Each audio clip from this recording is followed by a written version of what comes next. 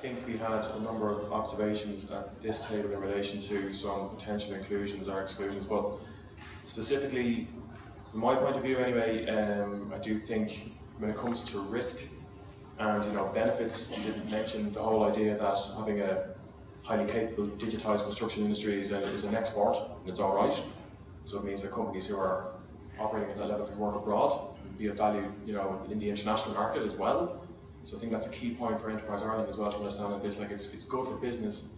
It also means from a perception point of view, when investors are coming into this country, they think they're coming into an environment which is highly digitised, highly capable. So that's a huge benefit. The risk if we don't do it is that we're going to have international competition come in and do this work for us. It's that simple. I mean, an awful lot of the capital that some of the guys you mentioned around the table that's coming into this country right now, it's foreign. And they have their incumbents in their own countries who they won't be too long about saying, listen, I want to design something over here in Ireland. You're doing it better than anybody there, so I want you to come into this country and do it. So from maintaining our competitiveness, I think that point needs to be within this document as well. I think that's a key thing. Again, yeah, we welcome. Do you welcome the proposal? Absolutely, yeah. Absolutely, we welcome it. I think, like anything else, it's going to be refined, but we absolutely welcome it. We think the table one, yeah, it's very good. It's good to see some dates there. 48 months in some instances is very long. We're supposed to be a small, agile industry. We think 4 years is a long time in any industry as well for some of these implementations. We think some of them could possibly be a bit more aggressive, maybe not.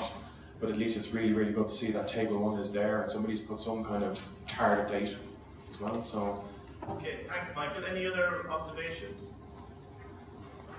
Initial? Michael?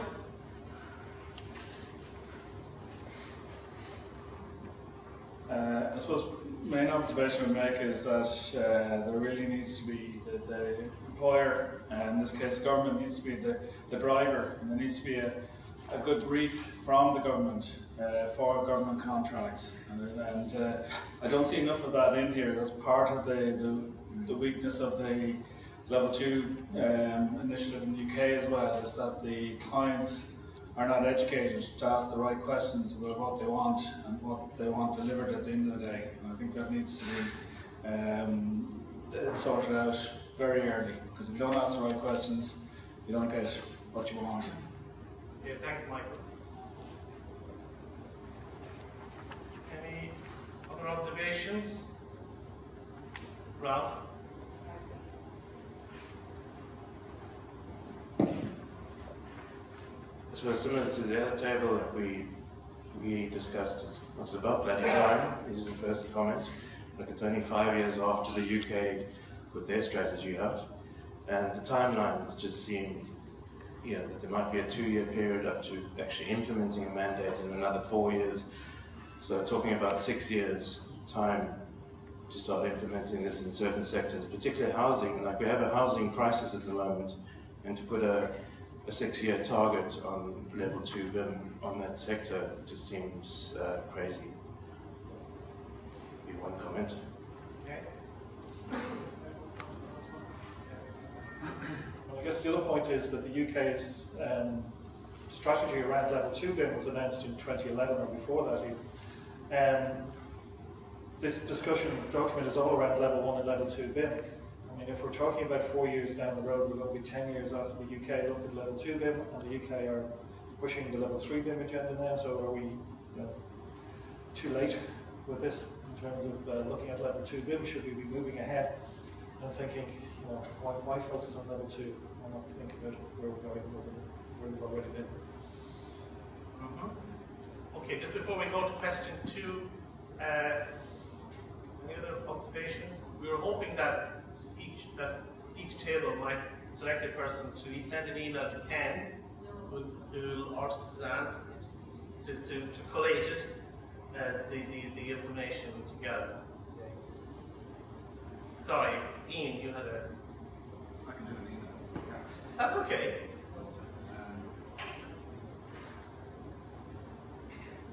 Yeah, the only other point that I noticed, I had a quick flick through, doesn't appear to be any mention of operations which I think would feed into the whole idea of smart buildings, which would be useful to have as one of the major benefits. And also no mention of modern methods of construction, which, you know, really isn't this the point that we're trying to get rid of waste? It's not necessarily just about things. It's good to have a mandate and welcome the document, but really, you know, whereas the end point is having an efficient sellable industry. So it's really those 2 points. Okay, well, I hope you all agree that I think the statement of intent is encouraging, it's timely, and it's pretty significant actually. So you can always reply to the notice from David O'Brien in any case and provide some feedback. Maybe one more. Chris, you have a comment to make? Okay, then we'll go on to question 2. Just conscious of the time, we're all busy people. We all have to get back to our day jobs. So just from a client's perspective, I think the intention is very welcoming. I think it'll add value for the taxpayer, which is what this is all about. And I would certainly take on board the points that have been raised, certainly within government bodies, that we certainly need to gear up ourselves to ensure that our only IRs are prescriptive. And in general, I think it's a very positive step forward. Thank you. Okay, thanks, Chris. Okay, the second question. Any advice you might give the National BIM Council as they start to work on putting together a roadmap?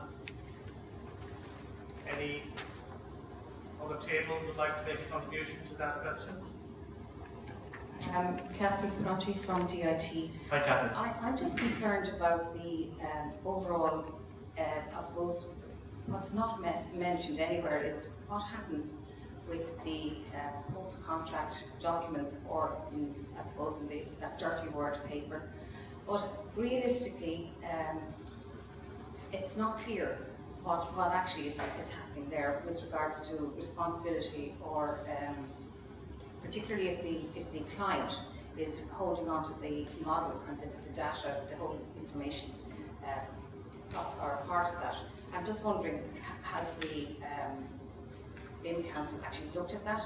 I just think even in this paper today, just reading through it, was very quickly read through, but I actually think there's still lots of holes that need to be addressed, and just hopefully that's possibly already on an agenda there somewhere, but it's just not clear yet. That's all. It's an observation. Thanks, Kathy. Okay.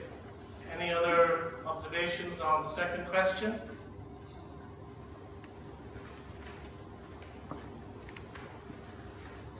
How you doing? Brendan O'Riordan from ZooTech. Just a couple of the different points that have come out there. People have mentioned inward investment, internationalisation, the timeline of this, and one of the most important comments, I think someone said it was Ian, was smart buildings. And I think this is an opportunity to sell Ireland as the advanced construction industry and smart building as well. I think that needs to be rolled into it, the advent of IoT and things like that. It shouldn't just be limited to BIM. As Ralph pointed out, this is 6 years down the line, some of this. The landscape's going to change, I think 6 years behind us. So we can't, one of the things is to be agile in the roadmap, that it's going to change as the technologies change. And we do, as a country, have the ability to sell this all over the world. I'd imagine 60-70% of the people in this room work abroad, or their companies work abroad, or are involved in overseas projects. So the opportunity to be the smart building experts is huge here, and it shouldn't just be limited to BIM.